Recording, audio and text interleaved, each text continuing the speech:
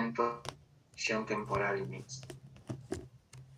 Básicamente es un tema bastante importante, ya que en ortodoncia nos encontramos todos los días pues con casos de apiñamiento, y se debe considerar además que una gran cantidad, un gran porcentaje de pacientes que llegan a la consulta están en dentición temprana y en dentición mixta.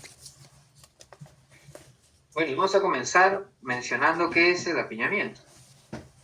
El apiñamiento dental, o también conocido como discrepancia dentoalveolar, es una de las anomalías dentarias de posición que con mayor frecuencia vamos a encontrar en la población general, como lo había mencionado. Es la discrepancia entre la suma de los diámetros mesiodistales de un grupo de dientes, puede ser en el sector anterior, el sector posterior, en lo que es conocido como el espacio disponible, y la longitud o perímetro del arco, ¿no? Lo que calculamos y lo que obviamente conocemos como el espacio requerido. Bajo ese concepto de apiñamiento viene la siguiente pregunta: ¿cómo es que vamos a clasificar el apiñamiento? ¿Bajo qué perspectiva? ¿Bajo qué parámetros? Muchos autores han tratado de clasificar este apiñamiento, y la versión más común de la clasificación pues la trae Van der Linden. Esta clasificación, ¿okay? Agrupa el apiñamiento, ¿okay? Doctor, disculpe, doctor. Sí. Doctor. Básicamente la definición del apiñamiento, que ya lo habíamos mencionado, como una anomalía dentaria más frecuente, ¿okay? Que básicamente es la diferencia entre el espacio disponible y el espacio requerido, el cual lo calculamos básicamente en nuestras clases de ortodoncia, ¿no es cierto? La clasificación más frecuente que tenemos es la clasificación de Van der Linden, la cual se basa, ¿okay?, desde el momento de la aparición del apiñamiento durante el proceso de desarrollo de la dentición, y que también involucra o abarca los factores etiológicos a los cuales se le atribuye este apiñamiento. Van der Linden clasifica en tres al apiñamiento dental: apiñamiento primario, secundario y terciario. Vamos a ir viendo cada uno de ellos.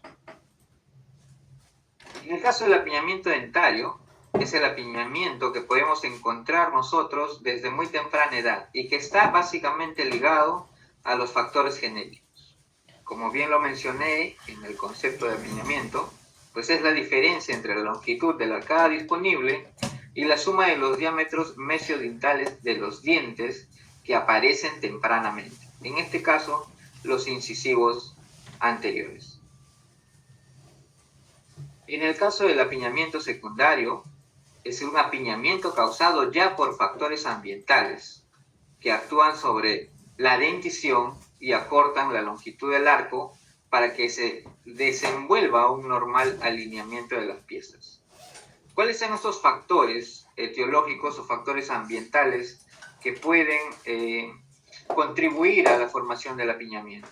En primer lugar está la pérdida prematura de dientes temporales, lo cual pues condiciona a la migración de los dientes vecinos y acortan el espacio para la erupción de los dientes permanentes. Como lo vemos acá en la figura, hay una migración mesial de la molar, en este caso la 1.6, debido a una pérdida prematura, ¿okay?, del diente vecino adyacente temporal.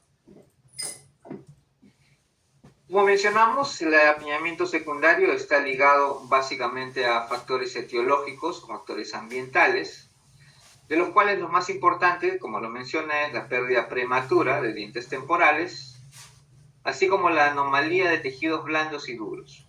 Por ejemplo, en el caso de la imagen, tenemos un frenillo, ¿okay?, con una inserción bastante alta, baja en este caso por el sector inferior, que de alguna manera condiciona o condicionó la giroversión del incisivo inferior en el momento de la erupción. En el caso, obviamente, de anomalías de tejidos blandos, los hábitos deleterios, tales como succión del dedo, ¿ok? O hiponicofagia, respiración bucal, también condicionan a que pueda haber algún tipo de apiñamiento y que es clasificado como un apiñamiento secundario. Y en el caso del apiñamiento terciario, pues es el apiñamiento que aparece tardíamente en la última fase del desarrollo de los maxilares, durante los periodos adolescente y posadolescente, ¿no? Este apiñamiento es consecuencia de los fenómenos de compensación dento-alveolar para el normal alineamiento de las piezas y obviamente de los cambios en el crecimiento facial. Como bien sabemos, la mandíbula es la que crece hasta los 18 años en el caso de los hombres, 15 en el caso de las mujeres. Y bueno, la erupción de la tercera molar también ha sido citada como una causa de este tipo de apiñamiento, como podemos ver en este caso. Tenemos una tercera molar en fase obviamente de crecimiento y de erupción, y luego de 2 años comienza obviamente a generar presión hacia la zona anterior, ¿no?, de las piezas, y podemos ver ya cómo se produce un apiñamiento a nivel de las molares, un apretujamiento debido a esta presión. Esto es lo conocido obviamente como un apiñamiento terciario.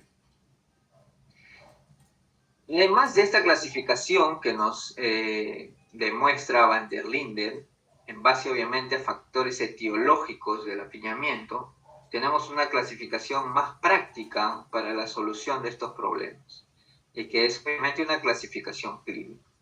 Esta la clasifica en base a la gravedad o severidad del apiñamiento. En este caso tenemos un apiñamiento leve, menor a 3 milímetros, un apiñamiento moderado, de 3 a 5 milímetros, y un apiñamiento severo, que es mayor a 5 milímetros. ¿Cuáles son los principios terapéuticos para poder nosotros tratar estos apiñamientos en dentición temprana, ¿no?, y en dentición mixta? ¿Cuáles son los pasos o los probables tratamientos que nosotros podamos optar o elegir en estos casos? Generalmente está clasificado de esta manera el tratamiento del apiñamiento. Ojo, estamos hablando de un apiñamiento anterior, ¿no?, una maloclusión clase 1 simple, ¿okay?, y que lo clasificamos o lo catalogamos en diferentes opciones de tratamiento de acuerdo al siguiente cuadro. Como primer punto, y lo más obviamente conservador, desgaste de piezas deciduas. Luego tenemos un siguiente punto, que es la inclinación vestibular de los incisivos, ya sea superiores o inferiores. La expansión transversal también es otra herramienta importante para poder combatir el apiñamiento. Extracción de piezas deciduas y, por consiguiente, la extracción de piezas permanentes, lo que comúnmente llamamos en algunos casos las extracciones seriadas. En este caso específico, por ejemplo, ¿no?, tenemos a un paciente, ¿no?, de 7, 8 años de edad con erupción de incisivos superiores. Como se puede mostrar acá en la imagen, tenemos el canino temporal todavía, ¿okay?, con un espacio obviamente de unos 2 milímetros aproximadamente entre los incisivos centrales. ¿Y cuál es el procedimiento a seguir en este caso? ¿Cuál es la opción terapéutica que se llevó a cabo? En este caso no hubo opción. En este caso los incisivos migraron de una forma natural, porque lo que tenemos en la primera foto, ¿okay?, es lo que se le conoce como la etapa del patito feo, y es lo que vamos a ver en el siguiente slide. ¿Okay? Entonces, tenemos esta situación inicial en una etapa del patito feo. Generalmente hay un ligero diastema de incisivos e incisivos laterales, donde tenemos una inclinación de raíz hacia mesial. ¿ok? Entonces, la misma erupción de los caninos permanentes, ¿ok?, logran enderezar esas raíces de los incisivos laterales y puede obviamente proceder a cerrar ese espacio que tenemos, ¿ok?, entre los incisivos centrales. Y el caso, ¿no?, obviamente pasa a una gravedad menor o a una gravedad cero. ¿Ok? Pero ¿cómo nosotros podemos determinar, ¿ok?, en el grado en el que se encuentra el paciente, si es que obviamente es una etapa del patito feo? Porque podríamos tener este problema también, algo muy parecido, un espacio entre los incisivos centrales, ¿no? Los incisivos laterales recién están erupcionando, ¿ok? Se ve una ligera inclinación de las raíces de los incisivos laterales hacia mesial.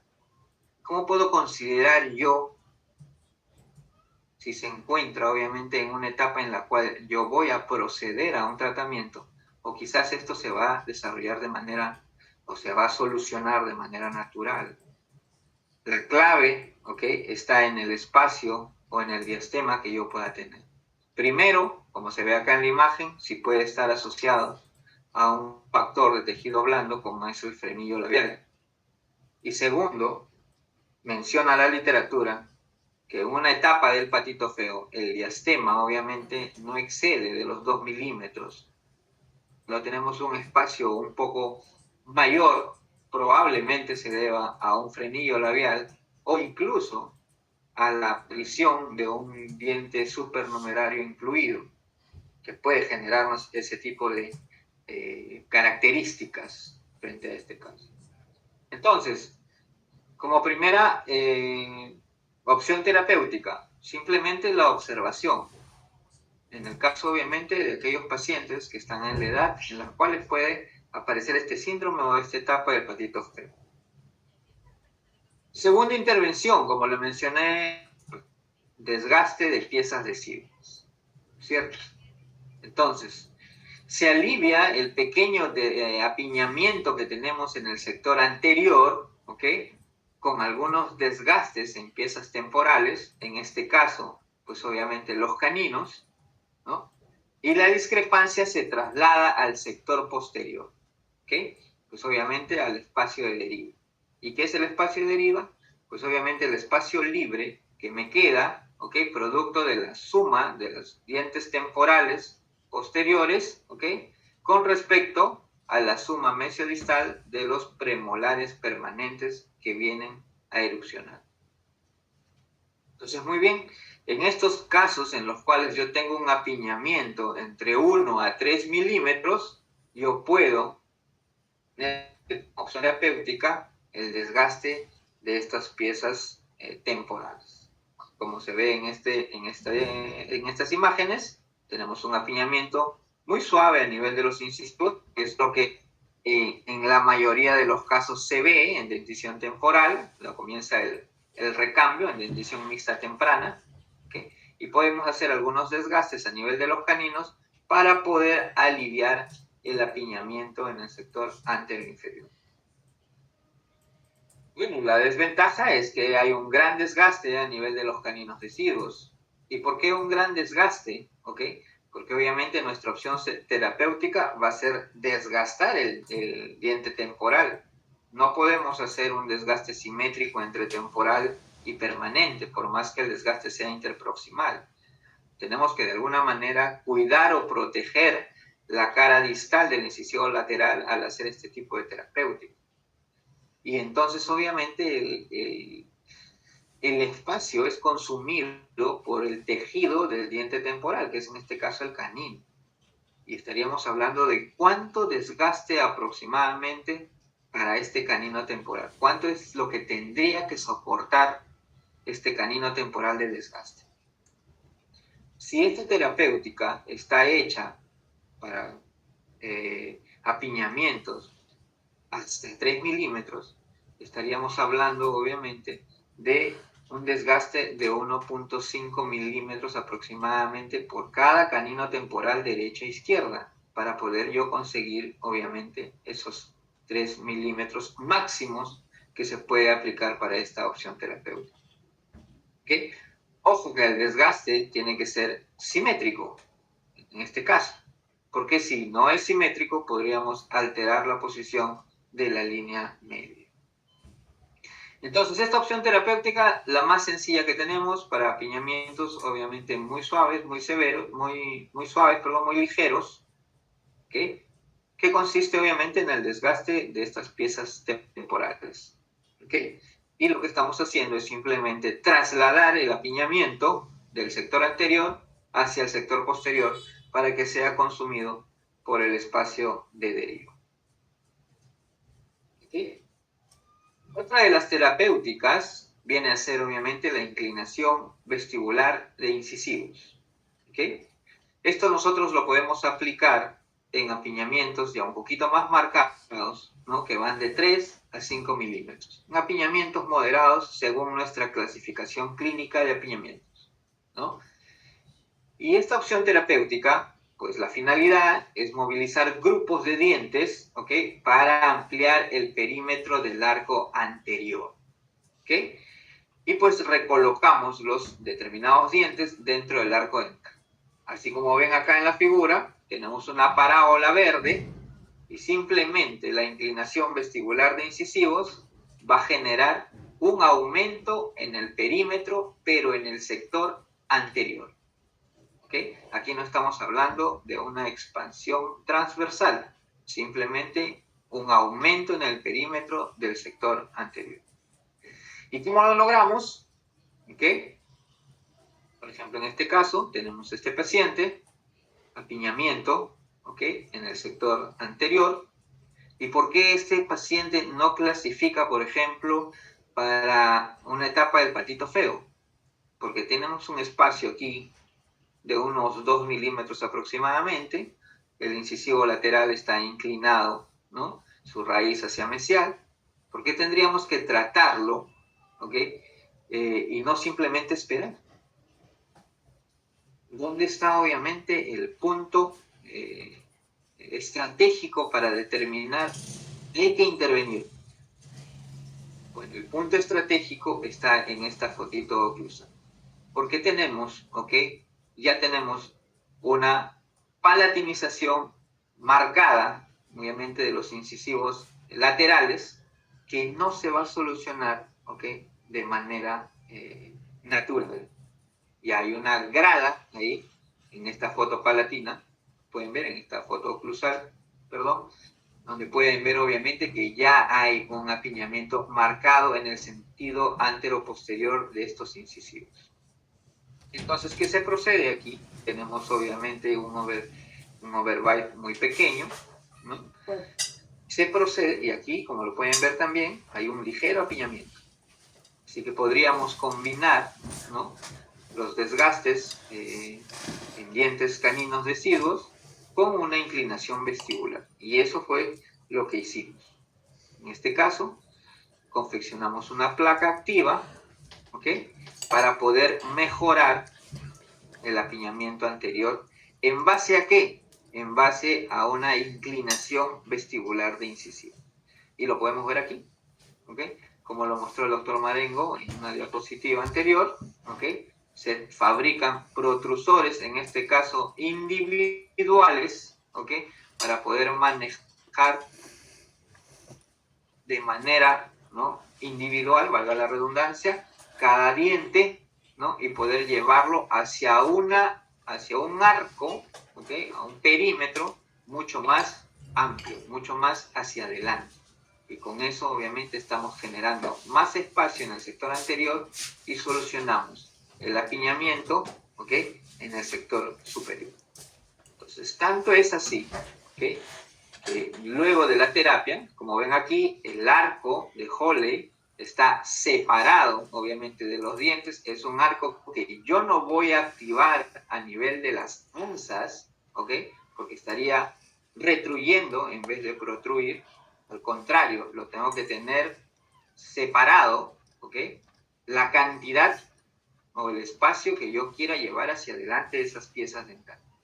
Entonces aquí tenemos el resultado. luego obviamente del uso de esta placa activa con protrusores, ¿ok? Y tanto es así que después, ¿ok? Unos cuantos años, el paciente regresa, ¿ok?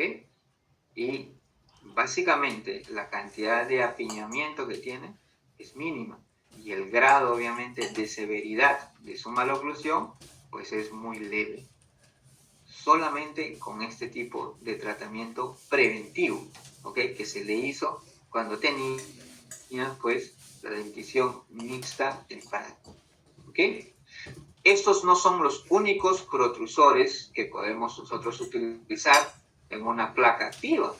También tenemos obviamente el protrusor en forma de corbata, el cual de alguna manera empuja, protruye, vestibulariza los incisivos de una forma conjunta. Los 4 los manda hacia adelante. ¿Sí?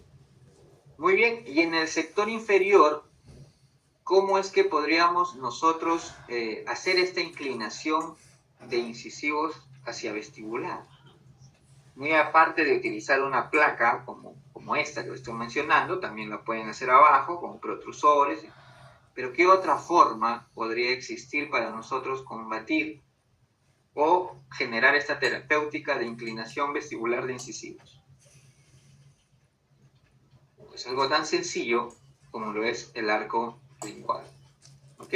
Pero un arco lingual bien diseñado, porque en algunas ocasiones, ¿ok? Como pueden ver aquí, ¿no? Este arco lingual tiene una subida aquí a nivel del cíngulo, ¿ok? Y ahí nuevamente baja, y acá tenemos un ANSA de activación, ¿no? En algunos casos, ¿ok? Algunos técnicos trabajan obviamente este arco lingual sin esta grada de compensación. Y entonces hacen simplemente un disco, que es un arco, simplemente una parábola. Y si tenemos suerte, pueden poner el ANSA aquí. Y si no, simplemente lo hacen directo. Entonces ese arco no nos sirve para utilizarlo para nuestro propósito de solución del apiñamiento. Necesitamos un arco confeccionado de esta manera, donde yo tenga 2 puntos de activación. Número 1, activando el ANSA, abriéndola, ¿ok? Y número 2, acá, generando un ángulo mayor en esta inclinación. Y entonces de esta manera podemos generar una protrusión o una inclinación vestibular de incisivos.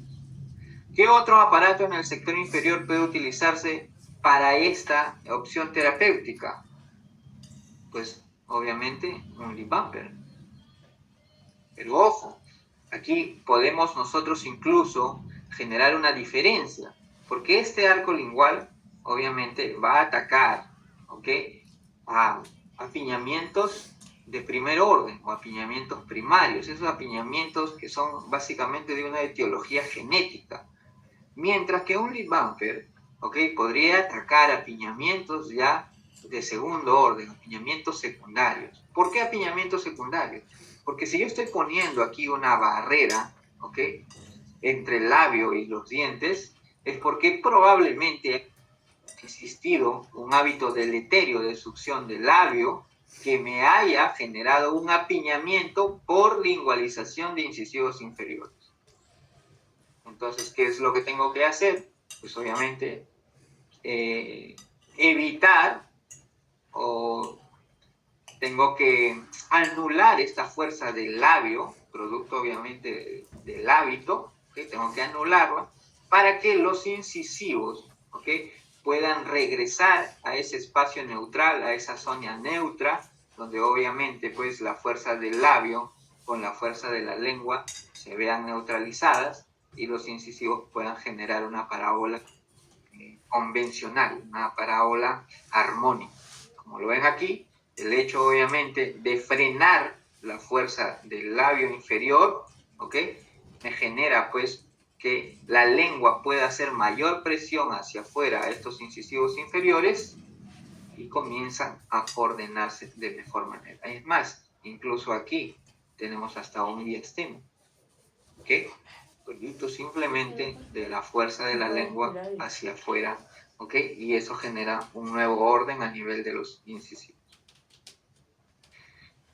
Muy bien, entonces, hasta ahora hemos hablado de la observación, ¿no? Hemos hablado de los desgastes en piezas temporales, ¿no? En este caso en los caninos temporales. Hemos hablado de una inclinación vestibular de incisivos. ¿Okay? Y otra mecánica, obviamente, no solamente es inclinar o ganar un perímetro hacia adelante. También podemos hacer una expansión transversal. Es decir, se van a movilizar grupos de dientes para ampliar el perímetro total del labio. Como lo ven acá en la imagen, tengo una arcada, una forma de arcada verde, y pues lo que va a hacer esta expansión transversal, pues obviamente va a ser una expansión en todo sentido. ¿Okay? No solamente hacia adelante, sino también hacia las zonas laterales. Y este es un dato importante que hay que tenerlo en cuenta, ¿ok?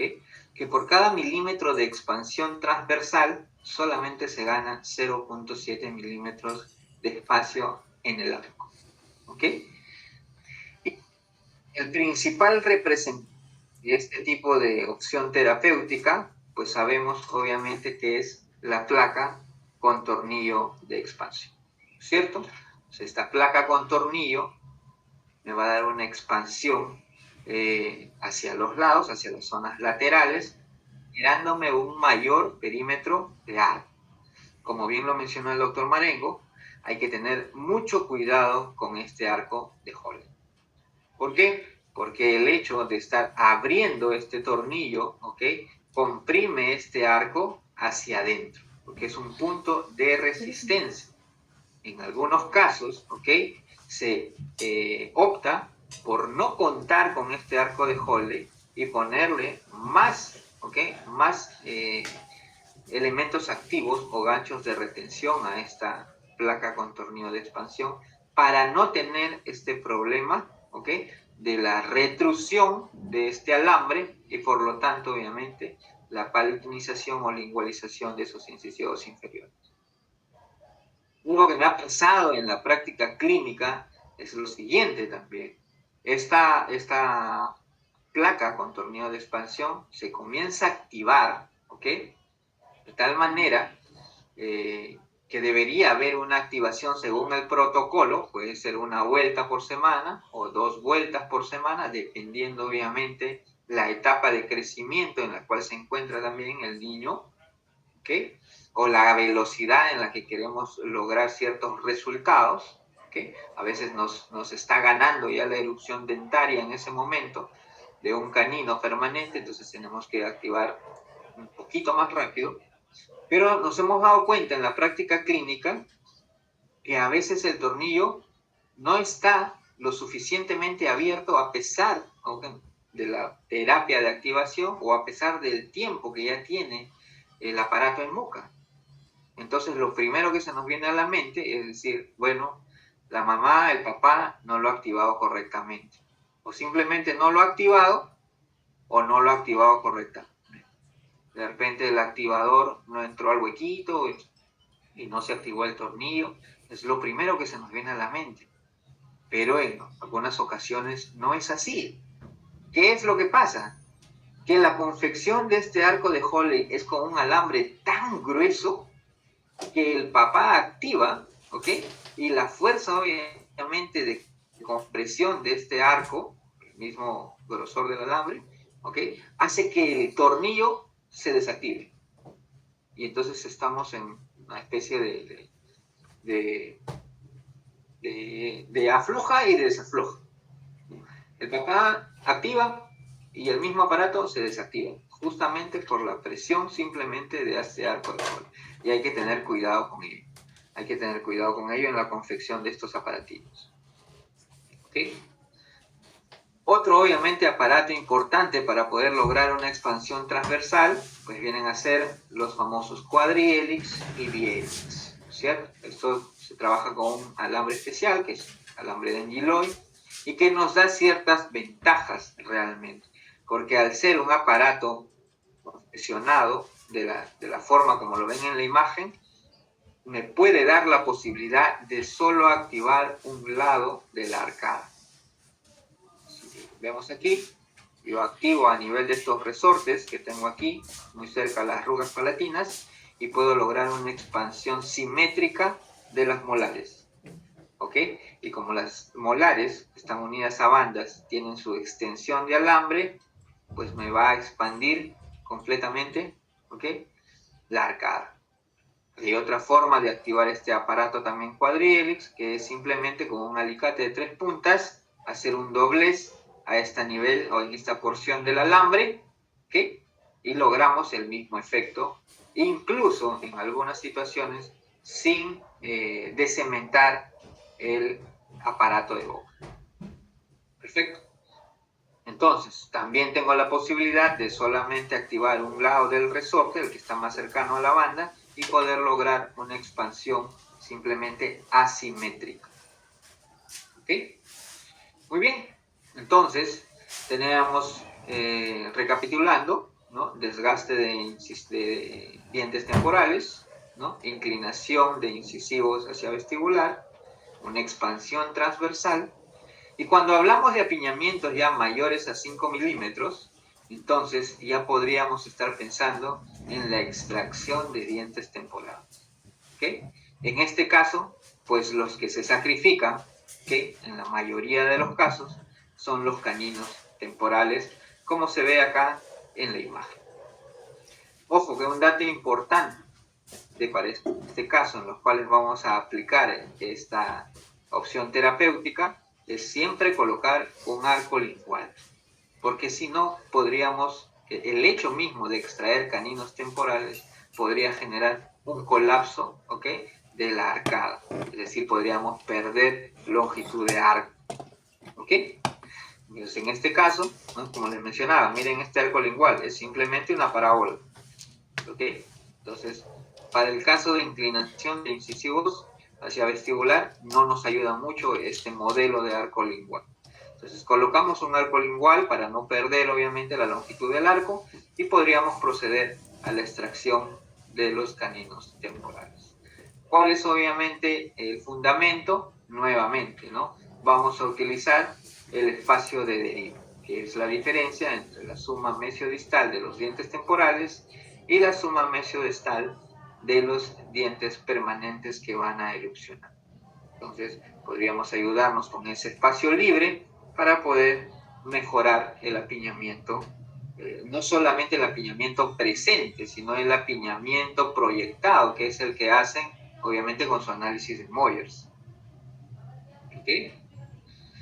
Y bueno,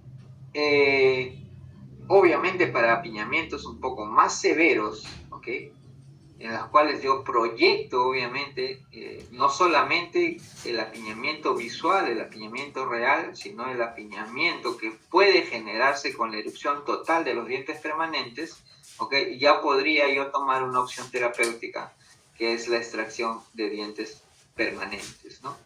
Ojo, esta opción terapéutica es bastante delicada, porque hay que tener no solamente en cuenta el nivel de apiñamiento que busco, también obviamente tengo que ver el patrón facial del paciente.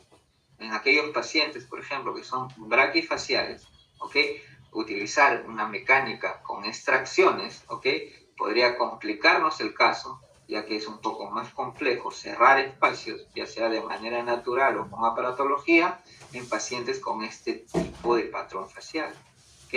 Es una maloclusión, obviamente tenemos que tener en cuenta también si es una maloclusión clase 1, clase 2, clase 3, o la proyección que está dando el crecimiento del paciente, ¿okay?, en este caso de dentición mixta, para poder tomar este tipo de decisiones.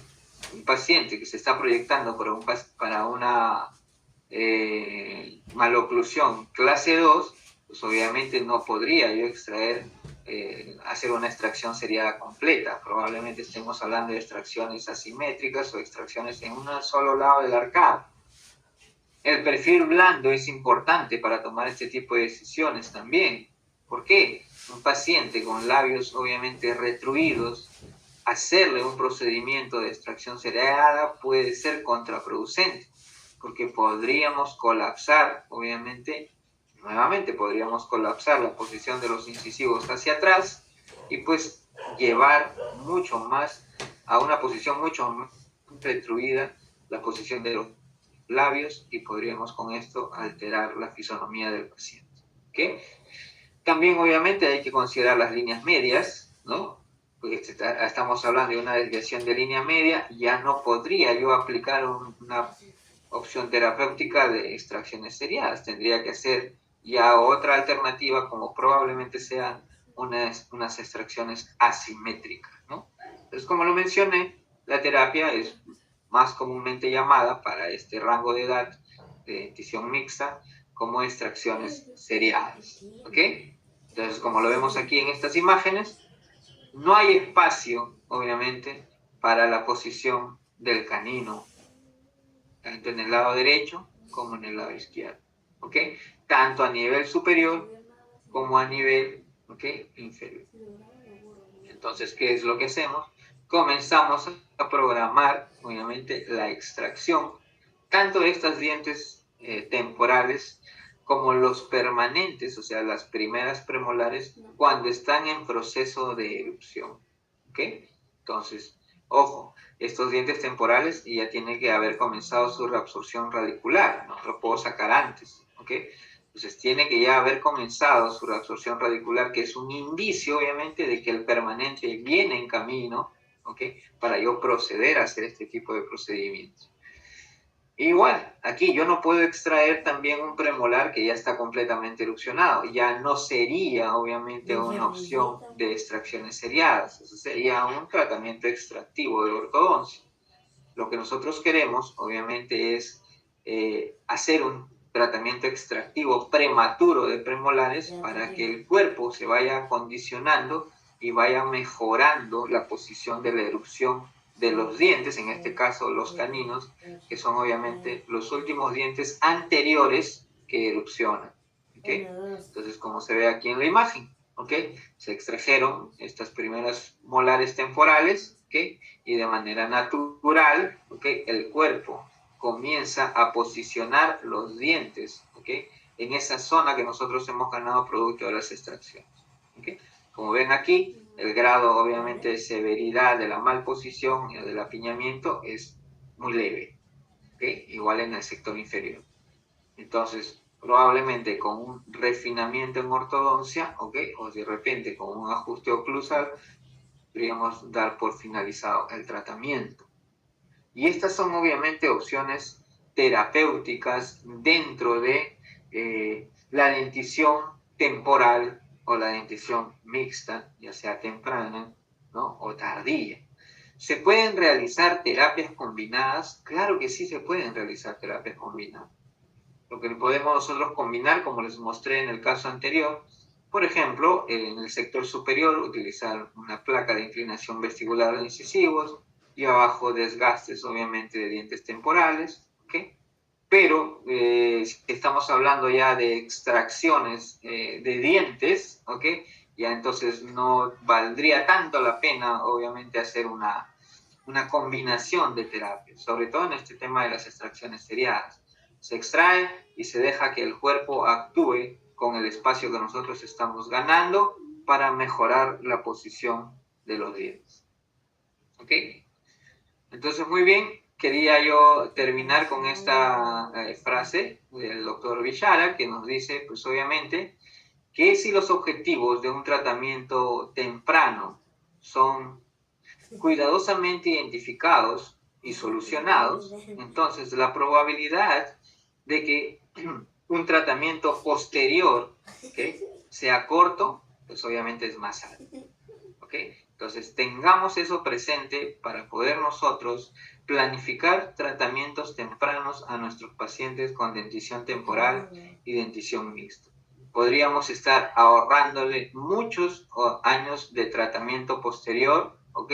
Y no solamente tiempo, sino también dinero, porque obviamente los tratamientos en el futuro van a ser con un grado de severidad mucho menor. Es importante tenerlo en cuenta para poder nosotros planificar muy cuidadosamente lo que vamos a hacer en nuestros pacientes niños y adolescentes. ¿Ok? Bueno, eso es lo que quería compartir el día de hoy con ustedes. Espero realmente que haya sido de su agrado. Y si hay alguna pregunta, pues gustoso la contestaré. Muchas gracias, doctor Silva. A ver, esperamos las preguntas de los alumnos. A ver. Que no solo sea André el que pregunte, pues.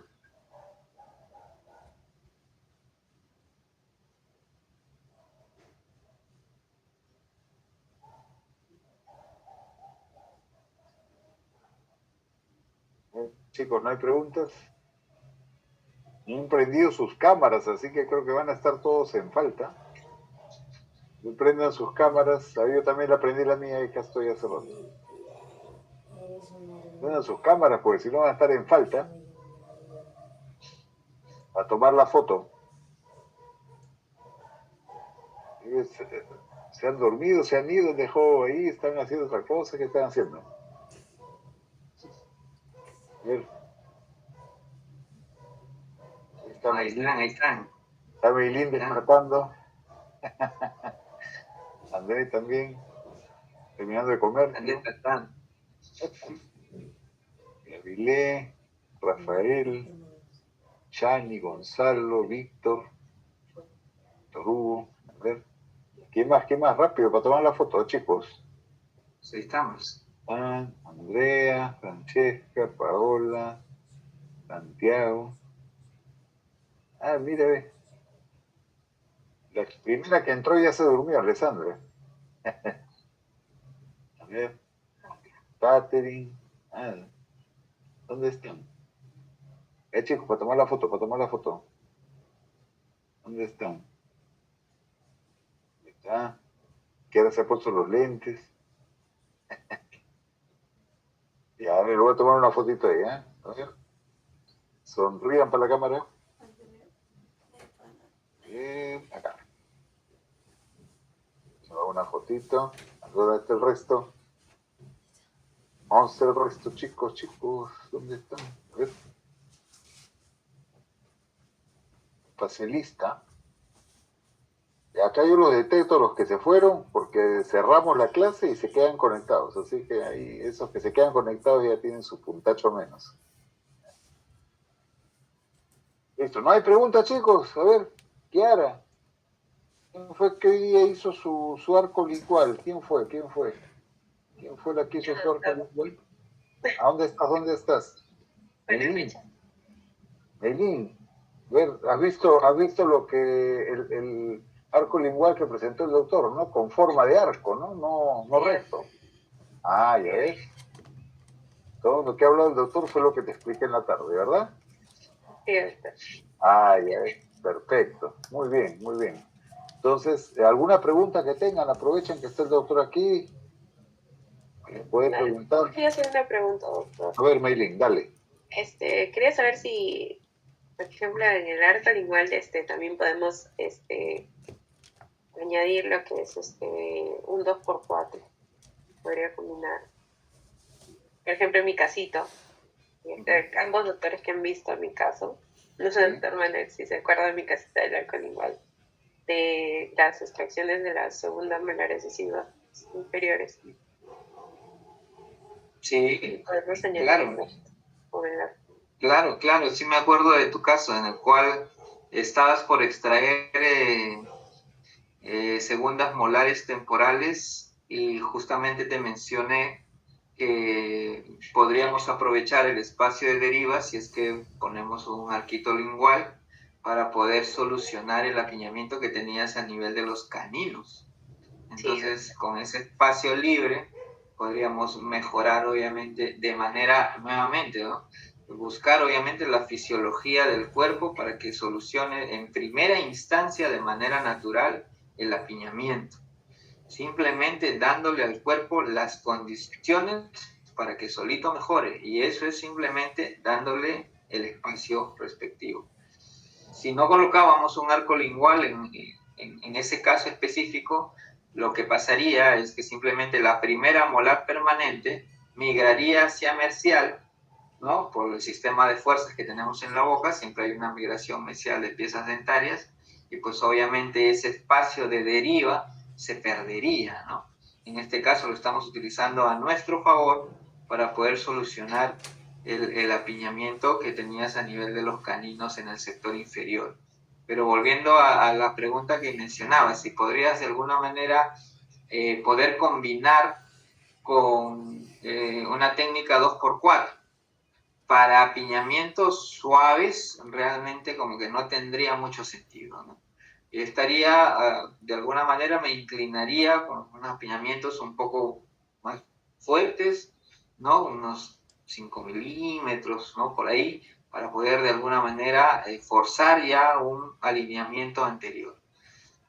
Ojo que siempre, por lo menos dentro de mi perspectiva, es siempre darle la oportunidad al cuerpo para que solucione de manera natural, ¿ok? Estos problemas de apiñamiento, porque es lo más estable que tú vas a poder tener, ¿ok?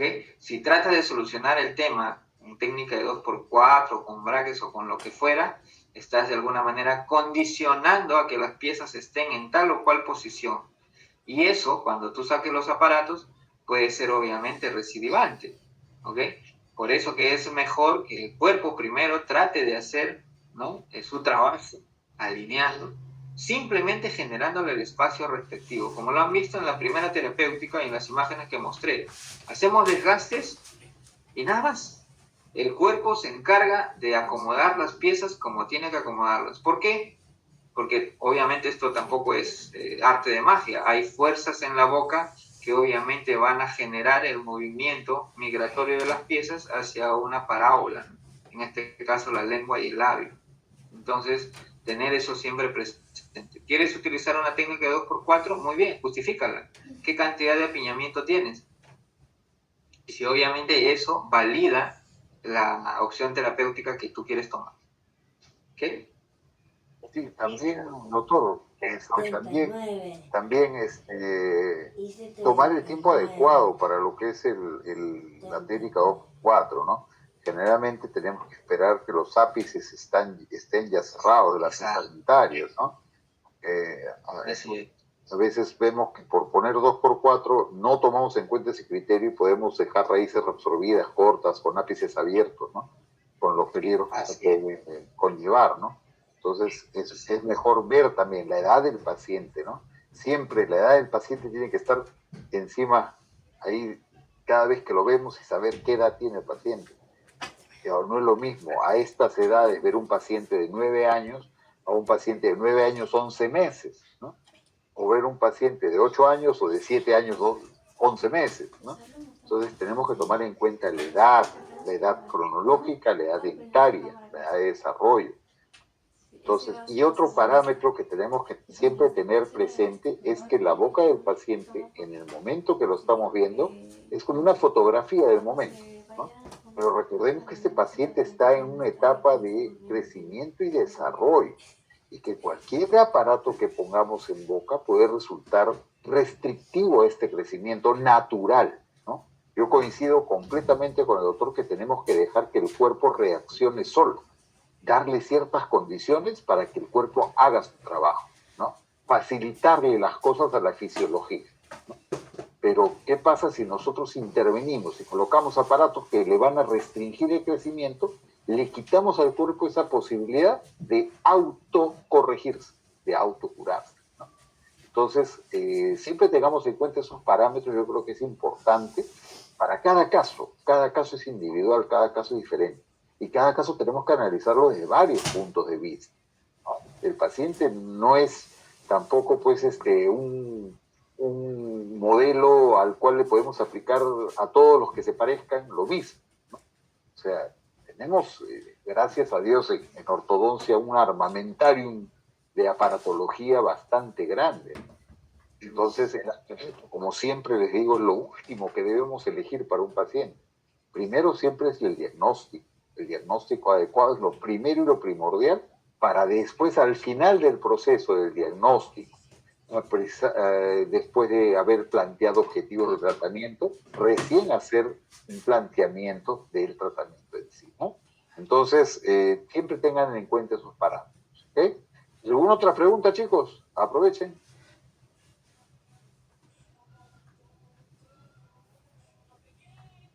Pregunten. Doctor, también otra pregunta era, ¿Cómo yo puedo elegir el calibre del alambre entre un 8 a un 1 según en este caso en un arco igual? O por 8, 9 o 1. En un arco lingual, bueno, generalmente se utiliza un alambre de calibre 8, ¿ok? El 9 ya es un poquito más gruesito, ¿no? Y eso también va a depender de las condiciones de la boca del paciente, ¿no? Si es un aparato temprano, por ejemplo, una dentición mixta, ponerle pues obviamente un alambre grueso, pues va a implicar obviamente un mayor incomodidad al paciente, ¿no? Y dependiendo también obviamente sobre qué es lo que queremos lograr con nuestro arco lingual. Si es un arco lingual tipo mantenedor de espacio, pues obviamente no necesitamos, digamos, fuerzas severas, ¿no? Si estamos hablando obviamente ya de una inclinación vestibular, necesitamos aliviar la resiliencia de este alambre con dobleces para hacerlo obviamente no tan rígido, ¿no? Dependiendo obviamente qué tipo de